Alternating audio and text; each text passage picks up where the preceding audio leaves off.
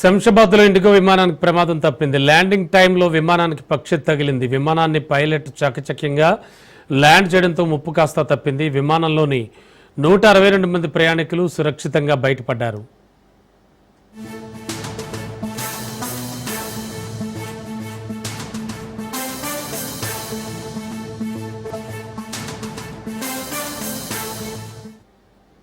శంషాబాద్లో IndiGo విమానానికి ప్రమాదం తప్పింది. ల్యాండింగ్ టైంలో విమానానికి పక్షి తగిలింది. విమానాన్ని పైలట్ చాకచక్యంగా లాంచ్ చేయడంతో ముప్పు తప్పింది. విమానంలోని 162 మంది ప్రయాణికులు సురక్షితంగా బయటపడ్డారు. ఇక లేటెస్ట్ ఇన్ఫో అందించడానికి మా కరెస్పాండెంట్ సైదులు సిద్ధంగా ఉన్నారు. సైదులు, యాక్చువల్గా జరిగింది ఏమిటి శంషాబాద్ విమానాశ్రయంలో? రమణ, శంషాబాద్ రాజీవ్ గాంధీ అంతర్జాతీయ విమానాశ్రయంలో ఇండిగో విమానానికి పెను ప్రమాదం తప్పింది. అయితే ఈ రోజు ఉదయం జైపూర్ నుంచి శంషాబాద్ ఎయిర్పోర్ట్ లో విమానం ల్యాండింగ్ అవుతున్న సమయంలో ఒక్కసారిగా ఫ్లైట్ ను ఓ పక్షి ఢీకొట్టింది. వెంటనే అప్రమత్తమైన పైలట్ ఎంతో సమయస్ఫూర్తితో వ్యవహరించి విమానాన్ని సురక్షితంగా ల్యాండ్ చేశారు. ఆ సమయంలో విమానంలో మొత్తం 162 మంది ప్రయాణికులు ఉన్నారు. ఎంతో సురక్షితంగా విమానాన్ని ల్యాండ్ అవడంతో అటు ప్రయాణికులతో పాటు ఎయిర్పోర్ట్ అధికారులు కూడా ఊపిరి పీల్చుకున్నారు. గతంలో కూడా ఇలాంటి ఘటనలు అనేకం చోటు చేసుకున్నాయని కూడా చెప్తున్నారు. ఎందుకంటే మనకి శంషాబాద్ ఎయిర్పోర్ట్ లో పెద్ద ఎత్తున మనకి చుట్టుపక్కలంతా మనకి అదంతా కూడా జంగిల్ ప్రదేశం ఉండడంతో, అటవీ ప్రాంతం కావడంతో సో మనకి పెద్ద ఎత్తున ఈ యొక్క పక్షులన్నీ కూడా రెగ్యులర్ గా ఇలా శంషాబాద్ ఎయిర్పోర్ట్ లోకి వస్తుంటాయి. సో ఇలా ఒక్కసారిగా ఈ ఫ్లైట్ ల్యాండ్ అవుతున్న సమయంలో ఇలా ఢీకొంటున్నాయని చెప్పేసి కూడా చెప్తున్నారు. సో ఇప్పటివరకు అయితే మనకి ఇలాంటి అంటే పక్షులు యొక్క ఫ్లైట్ ని ఢీకొన్నప్పుడు ఒకవేళ ఎటువంటి పెను ప్రమాదాలు చోటు చేసుకున్నప్పటికీ కూడా సో మనం పైలట్ అప్రమత్తం ద్వారా వెంటనే సురక్షితంగా ల్యాండ్ చేస్తున్నారు కాబట్టి సో ఎటువంటి ప్రమాదాలు జరగడం లేదని చెప్పేసి కూడా చెప్తున్నటువంటి పరిస్థితి కనిపిస్తుంది. సో ఏదేమైనా సరే అందరూ మాత్రం ఒక్కసారిగా ఊపిరి పీల్చుకున్నారు ఈ ఘటనతో. ఎందుకంటే దాదాపుగా 162 మంది ప్రయాణికులు అంటే మామూలు విషయం కాదు. ఎందుకంటే మరి వాళ్ళంతా కూడా ఉదయం జైపూర్ నుంచి శంషాబాద్ ఎయిర్పోర్ట్ లో వస్తున్న సమయంలో ఈ ల్యాండింగ్ అవుతున్న సమయంలో ఒక్కసారిగా పక్షి ఢీకొట్టడంతో ఈ ప్రమాదం అంటే ఈ యొక్క ఘటన చోటు చేసుకుంది కాబట్టి సో ఎటువంటి ప్రమాదం చోటు చేసుకోకపోవడంతో అందరూ ఊపిరి పీల్చుకున్నారు. Okay, thank you Saidulu.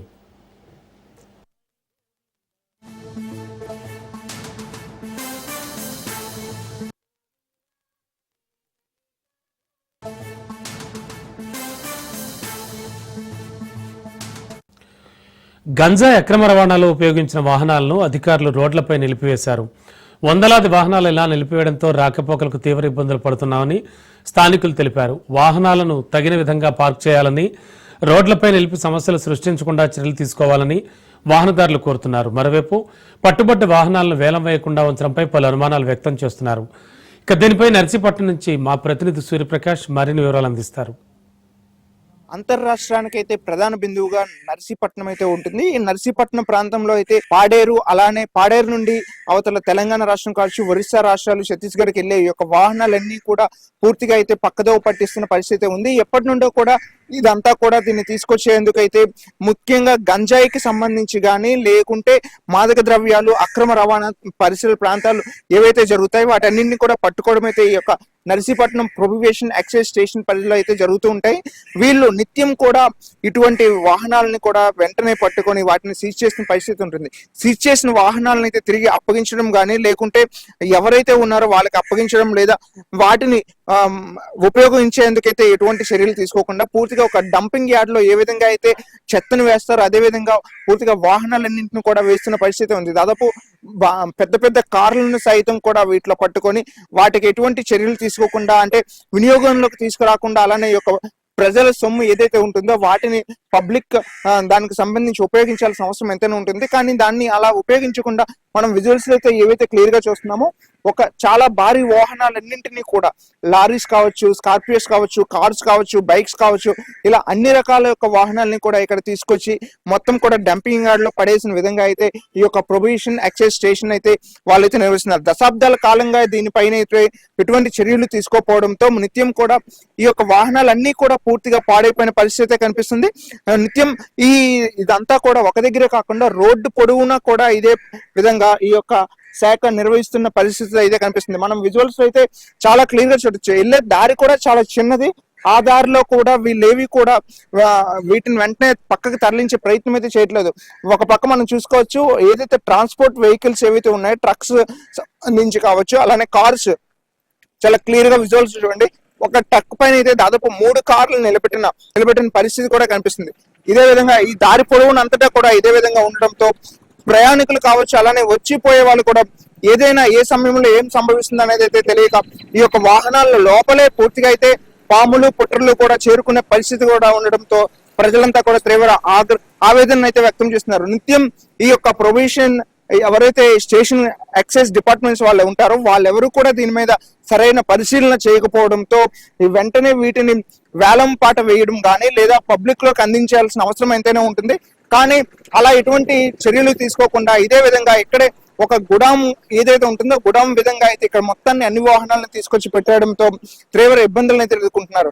ప్రస్తుతం ఇలా ట్రాఫిక్ మొత్తాన్ని కూడా ఇబ్బంది పెట్టే విధంగా అయితే ఉండడంతో ఎవరు కూడా వచ్చే పరిస్థితి ఉండట్లేదు. ఎక్కడికక్కడ ఈ ప్రాంతం మొత్తం కూడా వెళ్లే వే ఏదైతే ఉందో నర్సీపట్నం నుండి అవతల చోడవరం రోడ్డుకు వైపు వెళ్ళొచ్చు.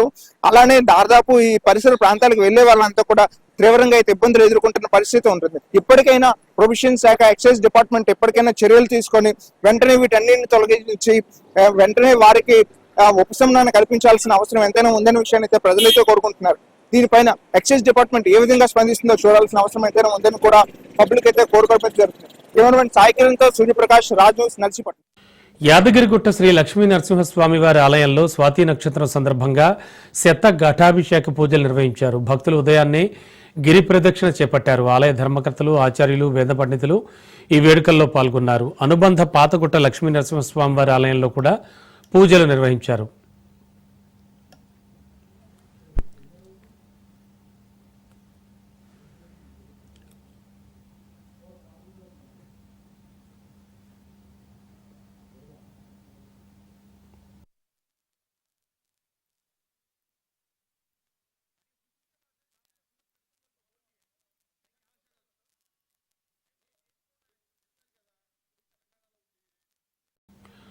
వికారాబాద్ జిల్లా మోమినిపేట మండల వ్యవసాయ అధికారి భూపతి జయశంకర్ అవినీతి నిరోధక శాఖ అధికారులు అరెస్ట్ చేశారు. అధికారి ఫెర్టిలైజర్ షాప్ అనుమతుల కోసం ₹1,00,000 లంచం డిమాండ్ చేసినట్లు ఏసీబీ అధికారులు తెలిపారు. ఫిర్యాదు స్వీకరించిన ఏసీబీ అధికారులు అతన్ని రెడ్ హ్యాండెడ్ గా పట్టుకున్నారు. ప్రతి శాఖలో జరుగుతున్న అవినీతి ఘటనలపై ఏసీబీ దృష్టి సారించింది. ముఖ్యంగా వికారాబాద్ జిల్లా రెవెన్యూ శాఖపై ప్రత్యేక దృష్టి సారించినట్లు తెలుస్తోంది.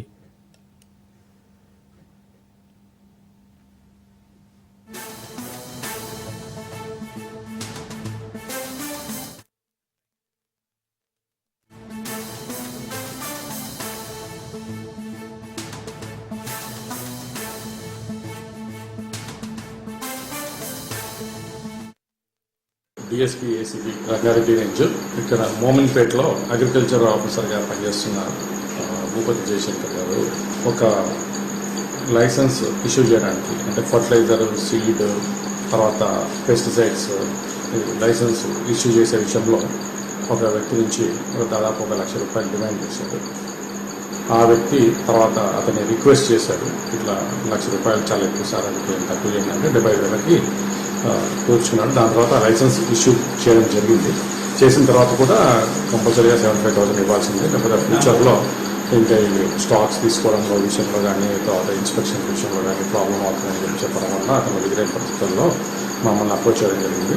అప్రోచ్ చేసిన తర్వాత మళ్ళీ ఒకసారి అతను రిక్వెస్ట్ చేశాను, 75,000 ఒకటేసారి ఇచ్చుకోవాలి సార్ అని చెప్పేసి. అంటే సరే 50,000 ఫస్ట్ ఇన్స్టాల్మెంట్గా, సెకండ్ ఇన్స్టాల్మెంట్ 25,000 ఇవ్వండి అని చెప్పేసి అతను చెప్పడం జరిగింది. ₹50,000 ఇస్తుండగా ఒక డీలర్ షాప్లో రెడ్ హ్యాండెడ్గా పట్టుకోవడం జరిగిందండి. సో ఈరోజు దాన్ని అదుపులోకి తీసుకున్నాము. తర్వాత విచారణ జరిపిన తర్వాత అతన్ని arrest plus court of produce చేయడం అంతా కూడా జరిగింది.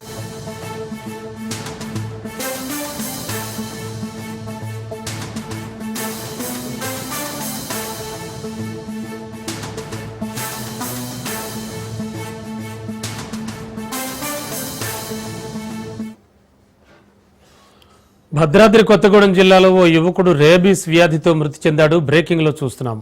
భద్రాద్రి కొత్తగూడెం జిల్లా పెన్నపాక మండలం ఏడుళ్ల బయ్యాన్ గ్రామానికి చెందిన ముత్తబోయిన సందీప్ రేబీస్ వ్యాధి బారిన పడి మృతి చెందాడు.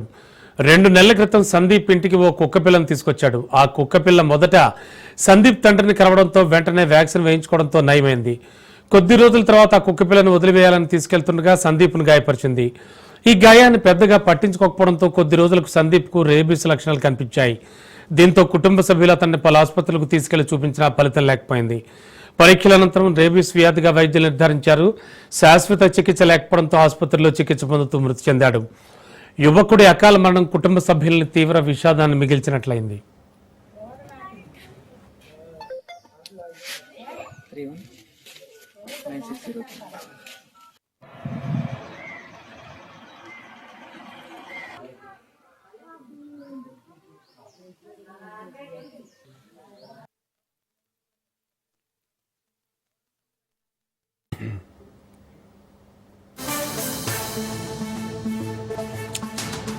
భద్రాద్రి కొత్తగూడెం జిల్లాలో ఓ యువకుడు రేబీస్ వ్యాధితో మృతి చెందాడు. భద్రాద్రి కొత్తగూడెం జిల్లా పెన్నపాక మండలం ఏడుళ్ల బయ్యారం గ్రామానికి చెందిన ముత్తబోయిన సందీప్ రేబీస్ వ్యాధి బారిన పడి మృతి చెందాడు. 2 నెలల క్రితం సందీప్ ఇంటికి ఓ కుక్కపిల్లను తీసుకొచ్చాడు. ఆ కుక్క మొదట సందీప్ తండ్రిని కలవడంతో వెంటనే వ్యాక్సిన్ వేయించుకోవడంతో నయమైంది. కొద్ది రోజుల తర్వాత ఆ కుక్కపిల్లను వదిలివేయాలని తీసుకెళ్తుండగా సందీప్ను కూడా గాయపరిచింది. ఈ గాయాన్ని పెద్దగా పట్టించుకోకపోవడంతో కొద్ది రోజులకు సందీప్కు రేబీస్ లక్షణాలు కనిపించాయి. దీంతో కుటుంబ సభ్యులు అతన్ని పలు ఆసుపత్రులకు తీసుకెళ్లి చూపించారు. పరీక్షల అనంతరం రేబీస్ వ్యాధిగా వైద్యులు నిర్ధారించారు. శాశ్వత చికిత్స లేకపోవడంతో ఆసుపత్రిలో చికిత్స పొందుతూ మృతి చెందాడు. యువకుడి అకాల మరణం కుటుంబ సభ్యులకు తీవ్ర విషాదాన్ని నింపింది.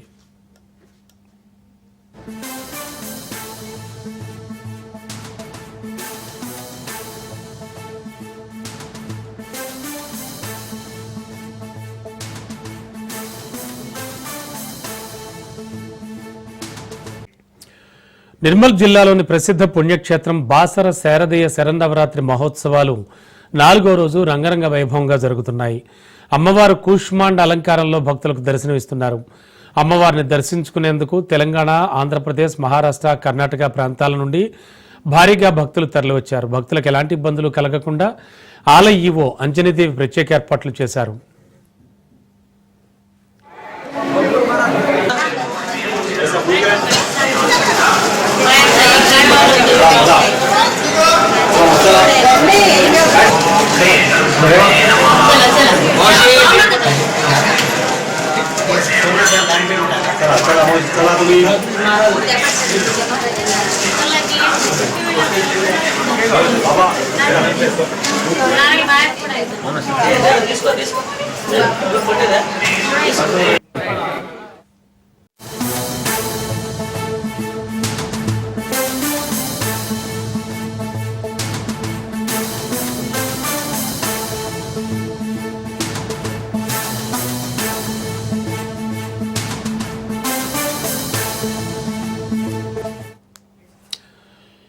బ్రేకింగ్ లో చూస్తున్నాం. వ్యూహాత్మక అగ్ని ప్రైమ్ క్షిపణి భారత్ విజయవంతంగా పరీక్షించింది. అగ్ని శ్రేణి క్షిపణుల్లో భాగమైన దీన్ని పరీక్షించినట్లు రక్షణ శాఖ అధికారులు వెల్లడించారు. అగ్ని పి అనేది కొత్త తరం అత్యాధునిక రూపాంతరం గల అగ్ని శ్రేణి క్షిపణి. దీనికి 1000 నుంచి 2000 కిలోమీటర్ల మధ్య లక్ష్యాలను ఛేదించే సామర్థ్యం ఉంటుంది. అగ్ని ప్రైమ్ క్షిపణికి కొత్త ఫీచర్లను అనుసంధానం చేసి పరీక్షించినట్లు అధికారులు తెలిపారు.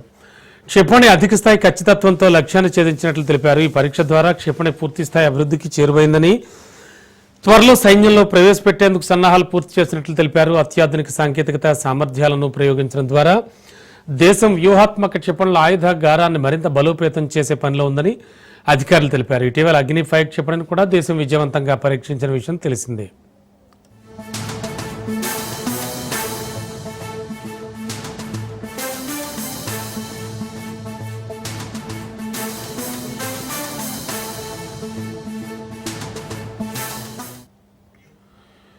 వ్యూహాత్మక అగ్ని ప్రైమ్ క్షిపణిని భారత్ విజయవంతంగా పరీక్షించింది. అగ్ని శ్రేణి క్షిపణుల్లో భాగమైన దీన్ని పరీక్షించినట్లు రక్షణ శాఖ అధికారులు వెల్లడించారు. అగ్ని పి అనేది కొత్త తరం అత్యాధునిక రూపాంతరం గల అగ్ని శ్రేణి క్షిపణి.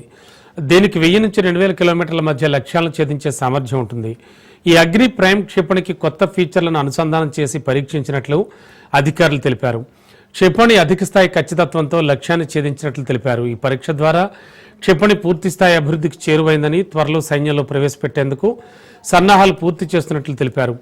అత్యాధునిక సాంకేతికత సామర్థ్యాలను ప్రయోగించడం ద్వారా దేశం వ్యూహాత్మక క్షిపణుల ఆయుధాగారాన్ని మరింత బలోపేతం చేసే పనిలో ఉందని అధికారులు తెలిపారు. ఇటీవల అగ్ని 5 క్షిపణిని కూడా దేశం విజయవంతంగా పరీక్షించిన విషయం తెలిసిందే.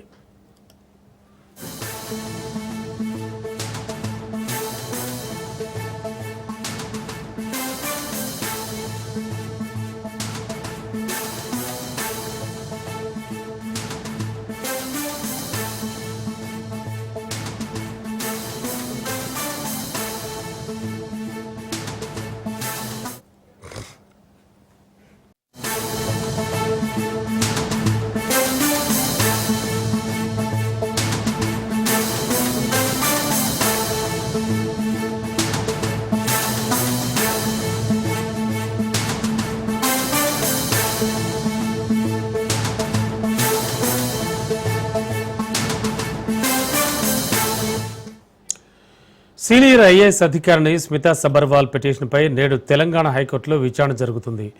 కాళేశ్వరం ప్రాజెక్టుపై విచారణ జరిపి జస్టిస్ పినాకి చంద్రఘోష్ కమిషన్ ఇచ్చిన నివేదికను నిలిపేయాలని కోరుతూ ఆమె పిటిషన్ దాఖలు చేశారు. తనపై ఎలాంటి చర్యలు తీసుకోకుండా ప్రభుత్వానికి మధ్యంతర ఉత్తర్వులు ఇవ్వాలని ఆమె పిటిషన్లో కోరారు. కాగా గత ప్రభుత్వంలో స్మితా సబర్వాల్ నాటి సీఎం కేసీఆర్ అదనపు కార్యదర్శి హోదాలో పనిచేశారు. అయితే కాళేశ్వరం కమిషన్ తనకు సాక్షిగా సమన్లు మాత్రమే జారీ చేసిందని, చట్ట ప్రకారం ఎలాంటి నోటీసులు ఇవ్వలేదని ఆమె నోటీసుల్లో పేర్కొన్నారు.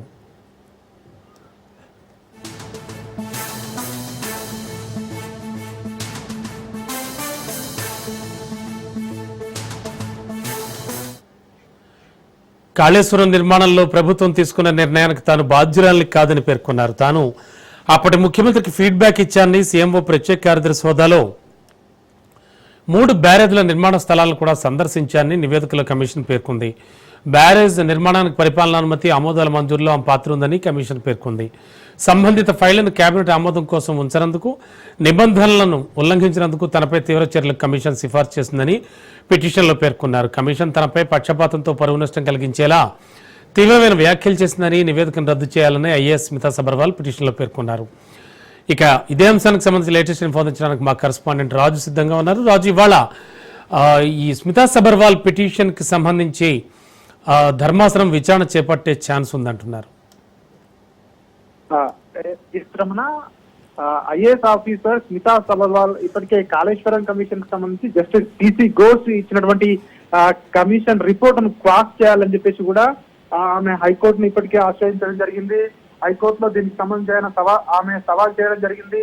ఎందుకంటే తనకు వాంగ్మూలం నమోదు చేసిన విధానాన్ని ప్రధానంగా ఆమె సవాల్ చేయడం జరిగింది. ఆ నివేదికను కొట్టివేయాలని కోరుతూ కూడా ఆమె హైకోర్టును ఆశ్రయించడం జరిగింది. ఈ రోజు హైకోర్టులో తన పిటిషన్ విచారణకు రాబోతా ఉంది. ఎందుకంటే కాళేశ్వరం నిర్మాణం సమయంలో ఏదైతే 3 బరాజులు ఉన్నాయో, అన్నారం, మెడిగడ్డ, సుందిల్ల బరాజుల నిర్మాణాలలో భారీగా అవకతవకలు జరిగాయని చెప్పేసి కూడా జస్టిస్ టిసి ఘోష్ కమిషన్ తన రిపోర్ట్ లో కూలంకషంగా వెల్లడించడం జరిగింది. దీనికి సంబంధించి ఐఏఎస్ అప్పటి సీఎంఓ సెక్రటరీగా ఉన్నటువంటి స్మితా సబర్వాల్ ఇందులో కీలకంగా ఉన్నారని చెప్పేసి కూడా ఇప్పటికే జస్టిస్ టిసి ఘోష్ కమిషన్ కూడా ఈ నివేదికలో ఉటంకించడం జరిగింది. తాను తన ఈ కాళేశ్వర నిర్మాణానికి సంబంధించిన సమాచారాన్ని కావచ్చు, ఇతర సమాచారాన్ని కావచ్చు ఎప్పటికప్పుడు కూడా అప్పటి సీఎం కేసీఆర్ కి చేరవేసిందని చెప్పేసి కూడా నివేదికలో స్పష్టంగా పొందుపరచడం జరిగింది. దీనికి సంబంధించి ఆమె హైకోర్టును ఆశ్రయించడం జరిగింది. ఎందుకంటే ఆమె హైకోర్టులో ఒకటే చెప్తా ఉంది, ఏదైతే తాను సాక్షిగానే పిలిచారని, అయితే వివరణ కోరే సమయంలో తనకు 8B అదేవిధంగా 8C నోటీసులు ఇవ్వలేదని చెప్పేసి కూడా స్మితా సబర్వాల్ హైకోర్టును ఆశ్రయించడం జరిగింది. అదేవిధంగా జస్టిస్ టిసి ఘోష్ రిపోర్ట్ లో ఏదైతే పొందుపరిచినటువంటి తన పేరును పొందుపరచడం జరిగిందో దానికి సంబంధించి క్యాబినెట్ ఆమోదానికి సంబంధించి సిఫారసు చేయలేదని చెప్పేసి నివేదికలో ఏవైతే పొందుపరచడం జరిగిందో సో వాటికి సంబంధించి వాటిని ఆధారంగా చేసుకుని తనపై ఎలాంటి చర్యలకు తీసుకోకూడదని చెప్పేసి కూడా ఆమె హైకోర్టును కోరడం జరిగింది. అదేవిధంగా ఆ యొక్క రిపోర్ట్ ను కూడా కొట్టివేయాలని చెప్పి కూడా ఆమె హైకోర్టును ఆశ్రయించడం జరిగింది. ఈ రోజు హైకోర్టు ధర్మాసనంలో ఈ యొక్క పిటిషన్ విచారణకు రాబోతా ఉంది. హైకోర్టు ప్రధాన న్యాయమూర్తి ఈ యొక్క పిటిషన్ ను విచారించబోతా ఉన్నారు. ప్రధానంగా గత ప్రభుత్వంలో ప్రతిష్టాత్మకంగా నిర్మించినటువంటి ఈ యొక్క ప్రాజెక్ట్ లో అవకతవకలు జరిగాయని చెప్పేసి కూడా కాంగ్రెస్ ప్రభుత్వం చెప్తా ఉంది. అదేవిధంగా జస్టిస్ పిసి ఘోష్ కమిషన్ కూడా అదే ఈ యొక్క రిపోర్ట్ లో పొందుపరచడం జరిగింది. అయితే స్మితా సబర్వాల్ చెప్తా ఉన్నాడు అప్పటి కేసీఆర్ ప్రభుత్వంలో అదనపు కార్యదర్శి హోదాలో తాను పనిచేశారు. కాళేశ్వరం కమిషన్ కు సాక్షిగా సమన్లు మాత్రమే జారీ చేసి తనను విచారణకు పిలిచారు. తనకు తెలిసిన సమాచారాన్ని ఇచ్చానని చెప్పి కూడా ఆమె హైకోర్టుకు కూడా చెప్పినటువంటి పరిస్థితి కనిపిస్తా ఉంది. దీనికి సంబంధించి ఇప్పటికే ఏదైతే కాళేశ్వరం కమిషన్ కు సంబంధించి జస్టిస్ పిసి ఘోష్ రిపోర్టు ప్రభుత్వానికి ఇచ్చిన తర్వాత అప్పటి మాజీ సిఎస్ ఎస్కే జోషి ఇప్పటికే హైకోర్టులో అతనికి ఊరట లభించింది. ఇదైతే ఈ రిపోర్టు ఆధారంగా తనపై ఎలాంటి చర్యలు తీసుకోవద్దని చెప్పి కూడా ఇప్పటికే ఆయన హైకోర్టును ఆశ్రయించడం జరిగింది. హైకోర్టు కూడా అతనికి ఉపశమనం కల్పించే విధంగా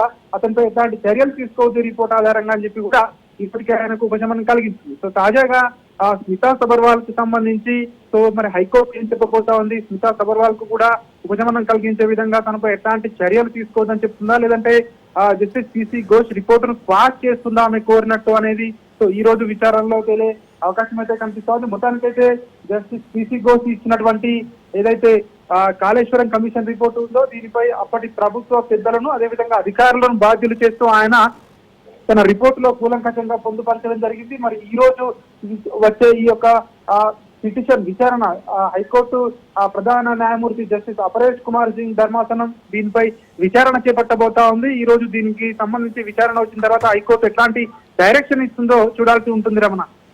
ఓకే, థ్యాంక్ యూ రాజు.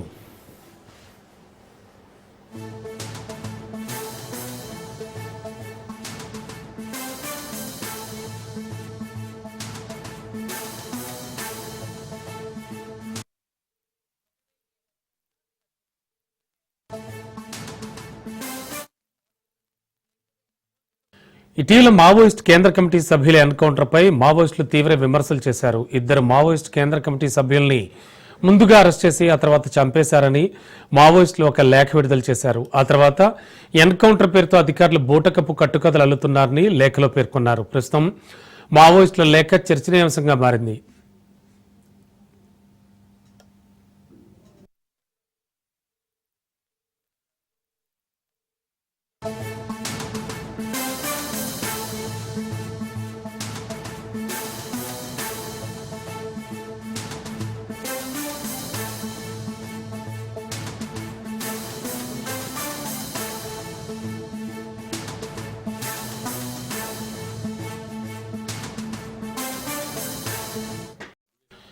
సంగారెడ్డి జిల్లా సదాశివపేట మండలం యవాపూర్లో శివార్లో ఉన్నటువంటి ఏవిఆర్ ఆర్గానిక్స్ పరిశ్రమలో రియాక్టర్ పేలింది. కెమికల్స్ మిక్స్ చేస్తుండగా మంటలు చెలరేగి పేలుడు సంభవించింది.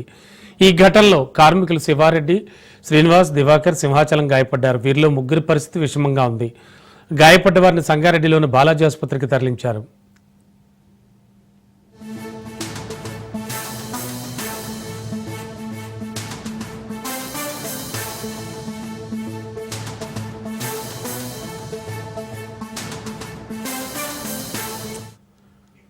సంగారెడ్డి జిల్లా సదాశివపేట మండలం యవాపూర్ శివార్లో ఉన్నటువంటి ఏవిఆర్ ఆర్గానిక్స్ పరిశ్రమలో రియాక్టర్ పేలింది. కెమికల్స్ మిక్స్ చేస్తుండగా మంటలు చెలరేగి పేలుడు సంభవించింది.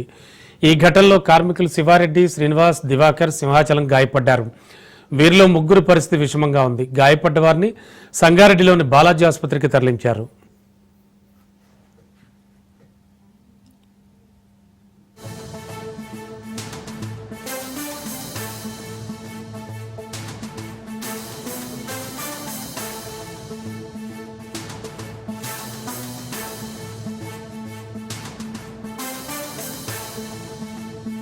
తిరుమల శ్రీవారి బ్రహ్మోత్సవాలు వైభవంగా జరుగుతున్నాయి. చిన్నశేష వాహనంపై శ్రీవారు మాడవీధుల్లో ఊరేగారు.